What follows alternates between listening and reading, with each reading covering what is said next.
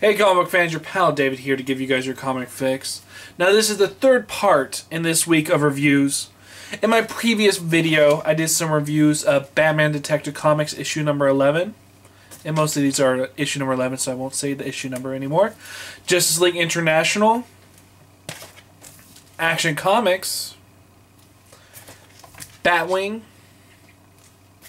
and finally Earth 2.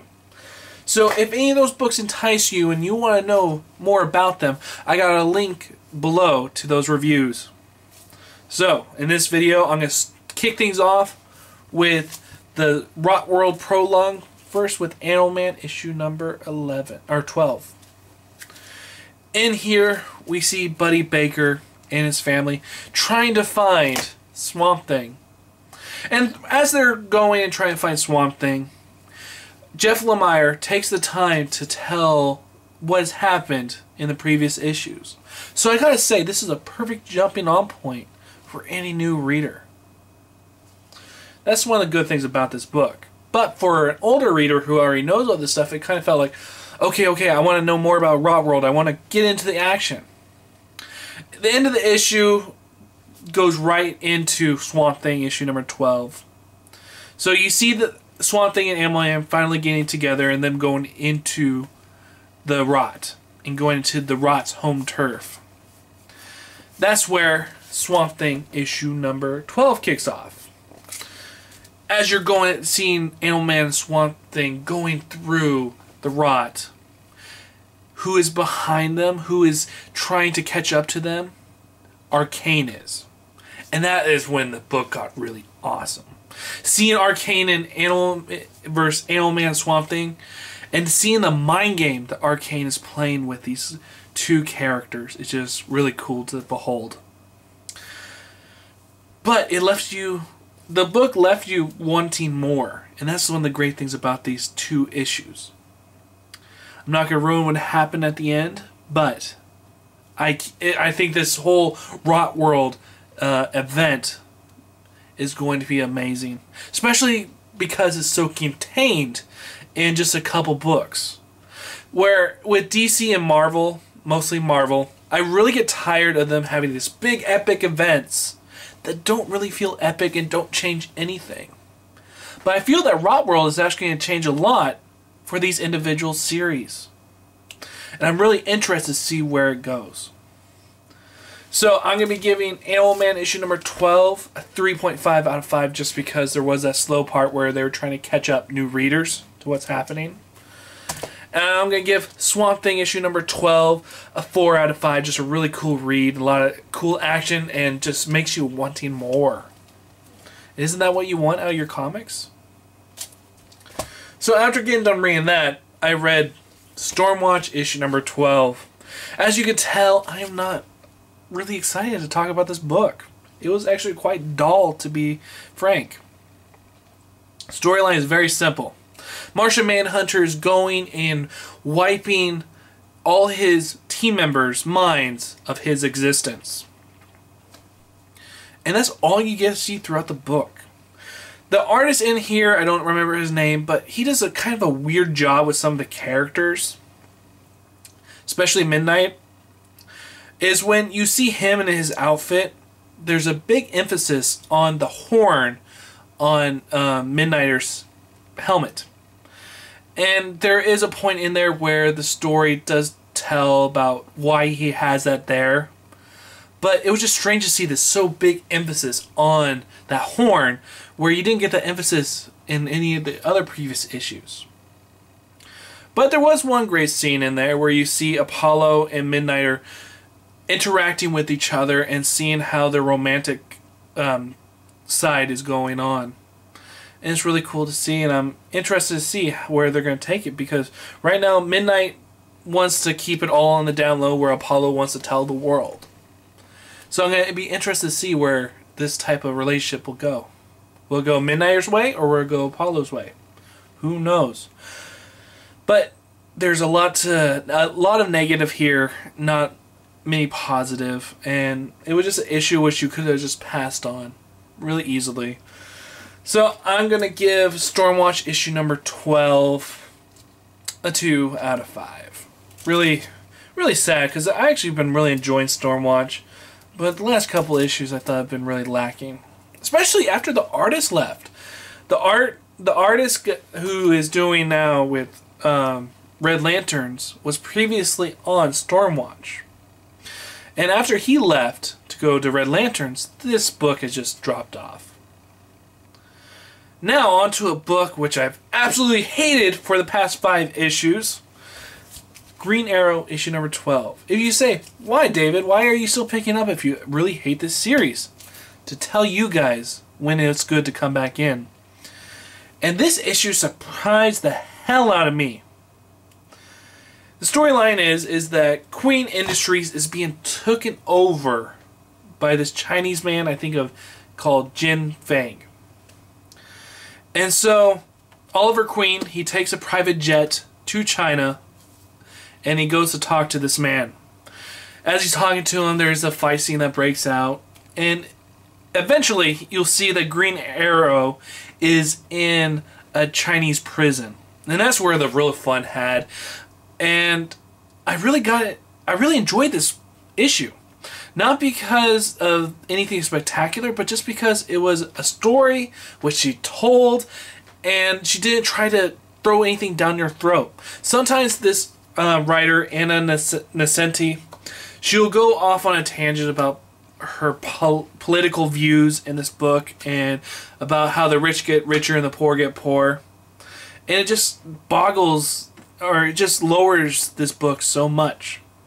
But to see her actually have a good issue, well, a good issue. I mean, I actually enjoyed it. I actually was thinking, I was like, wow, this thing could actually get momentum from this one issue and see where it can go. I know that this writer, Anna Nascenti, is going to be going on to Catwoman. And if she kind of brings this kind of flavor of this cat and mouse type of game, it could be interesting in the Catwoman series. But that's saying a lot. I know that she has a lot of baggage with her, and this may just be one little blimp on the good, and all the rest may be crap. But I would be safe to say that this is actually a good issue to pick up, just because it's how much fun it is. Especially with the Zero issue coming out, with Judd Winnick coming onto the book just to do the Zero issue. I think I'm actually getting 2 good issues out of Green Arrow. So that's actually kind of glad to hear, because I really actually do like the archers type of heroes, like Hawkeye, of course Green Arrow. So I got a place in my heart for the archers. So I'm going to give Green Arrow issue number 12 a 3 out of 5. I mean, all the good stuff I talked about, there still were some slow points in this book, but just there's fun to be had. So a 3 out of 5, which is saying a lot with how bad the series has been. Next up, Dial H. In the previous issue, we saw that the dial has been broken. And so you're thinking to yourself, where can this book go? Because the writer and the artist have been just going off on the crazy side of the Dial H and seeing all these new cool little heroes. But in this one, it's very mild. I mean, you get to see more of the characters and not having them be these crazy superheroes, but you get to find out more about them. And seeing how they are working together and how they don't need the dial to be super or to be even a good human being. And one of the interesting things about this series is that there's a character named Nelson. He's very fat, and at the beginning of the series, he hated himself so much. And he just wanted to die. But through the past 4 issues, you see him start to grow and to start to love himself. And that's one thing I was not expecting coming out of this book. There's so many things about this book that's so good. But there are some bad.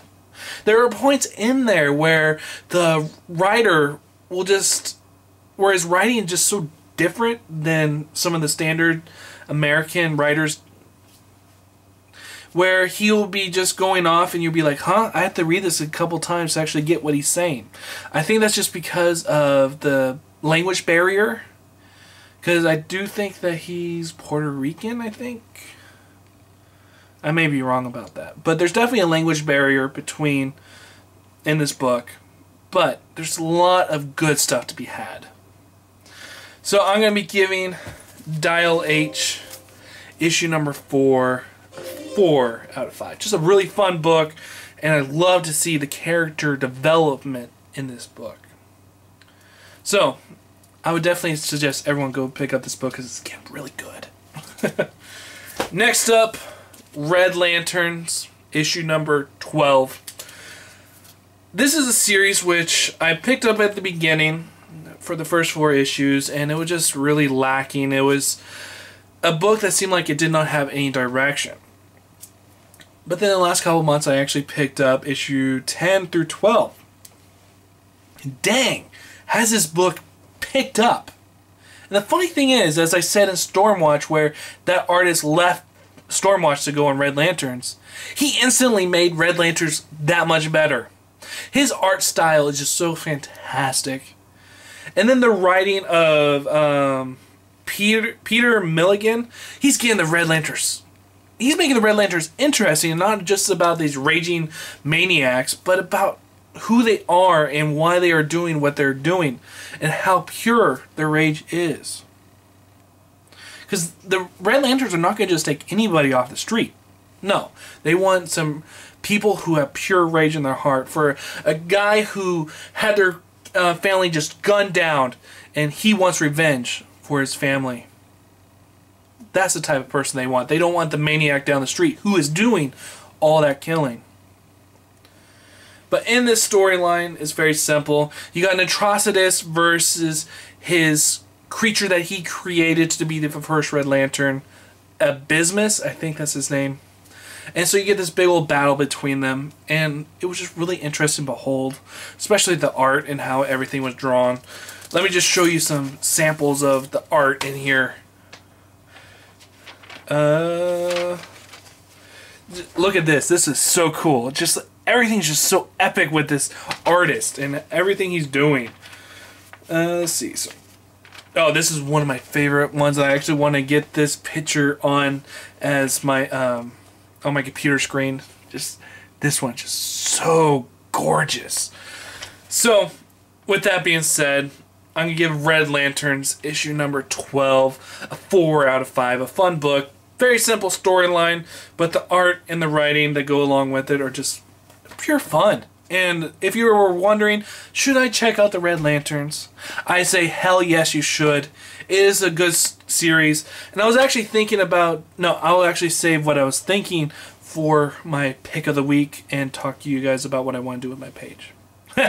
So, my name's David. This is the Comic Fix. I'll see you guys in my next video when I do my pick of the month, or pick of the week, and talk about what's going to go happen with my page.